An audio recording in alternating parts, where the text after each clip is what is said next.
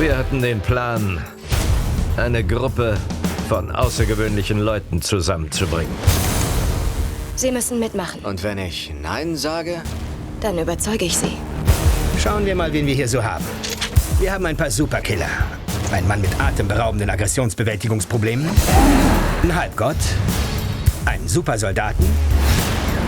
Und mich. You have to pitch me the movie, but could you do it like two really excited 10-year-olds would do to their... Okay, so check it out. So like there's like this. So you saw the other movies, so right? there's And you met Iron Man and and he was pretty cool. And Hulk. But there was also this guy that was around who was wearing a suit a lot. Oh yeah. And he was pretty cool. Kind of a loser, but then he turns out to be kind of cool. No Smash? There should be a Smash in Puny gods. So then the aliens come. Yep. And we need they're gnarly. something. They need something. But They need something. They need them all to come together. And those guys. those guys, what are they called? It starts with an S. S.H.I.E.L.D. Yeah. Agents come Yes, in. and they've got a new boss. She's not really Nick Fury's boss, but No. she's tough. She's tough. She's tough, and She's she got- wears a she's really got tight brown suit. hair, yes. And I mean, it was kind of weird. Yeah, she was yeah, hot. yeah. She was very hot. Marie Hill. That's her name. And And, they've got to get the Avengers to get together. They so call get them the this, like, Avengers. Super, they go, who's the most handsome man that works at S.H.I.E.L.D.? Agent Phil Coulson. Oh, And I don't call think they him. said that. And they said, let's go get the super handsome guy to go out and get all these superheroes together because he's like besties with them, right? Yeah, he's besties. He's got them on speed dial. He gets them Yeah. all, but they're fighting and they don't get along, and they're kind of divas and like rock stars. Yeah. But then the aliens are so nasty that they try to pull it together. Gentlemen, was seid ihr bereit zu tun? Nicht böse sein, aber ich spiele nicht so gern mit anderen. Was there ever a time when you were afraid that it wouldn't work because you set up over such a long period of time?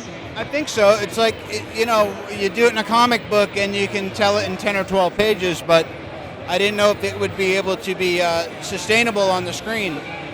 And having seen it last week and watching it with audiences, I was wrong. It really works. You played the same character under two different directors. You have Thunder? That's great. God of No, Thunder. It came to you, then on cue we were Thunder. That was amazing. That was my stomach. Was your stomach? Yeah. Mine too. Disappointing. I'm sitting tapped here. into something. But anyway. I'm just sitting here. Okay. So, what was it like working with Kenneth Branagh compared to working to Joss Whedon? I sort of have been attempting to compare them, but the truth is, they were it was much different films and scenarios. One was the origin story, so it's almost like playing a different character in a way. With Ken, and we created everything. So that was that journey, and then this I really, I came off the press tour and hit the ground running straight into the film with Joss, and I was just thankful they had a great script that Joss had written, and it was all sort of there. Both of them, incredible to work with. Very different approaches, One is an actor and has that sort of probably more of an inside angle on that approach, and the other is, and also an incredible storyteller, but understands character, The funny thing is that they actually share more than you'd at first think, because they're filmmakers, they're storytellers. Joss Whedon is as well versed in Shakespeare's plays as Kenneth Branagh is, and they're from the same pond, from the same ocean. And Joss only differed from Ken Branagh in the sense that in this film, the villain needed to be more menacing. I needed to be more dangerous. So it all came from story, really. Du hast keine Ahnung, womit du es zu tun hast. Okay, so Nick Fury, he's like the boss of S.H.I.E.L.D., but he's kind of an ambivalent character, and he's not always. I think for me, it felt like he's morally not compromised, but he's morally ambiguous. He does everything to get what he wants. Are you two like the one to counterbalance him a bit? I think that there is I feel like Nick Fury does what he wants to do. And Maria Hill attempts to keep him in check, but he's also very smart.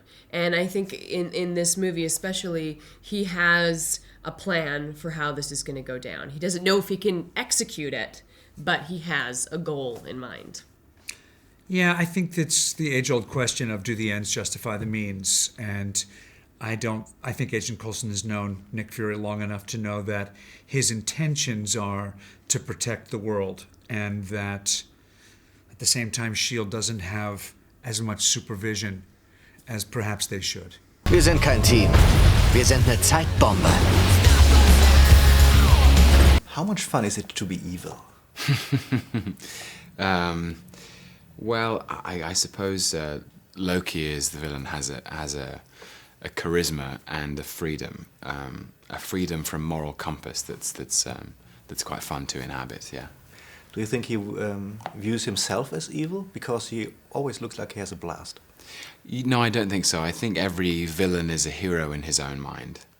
But did you enjoy it to play when you approached the role for the first time in Thor?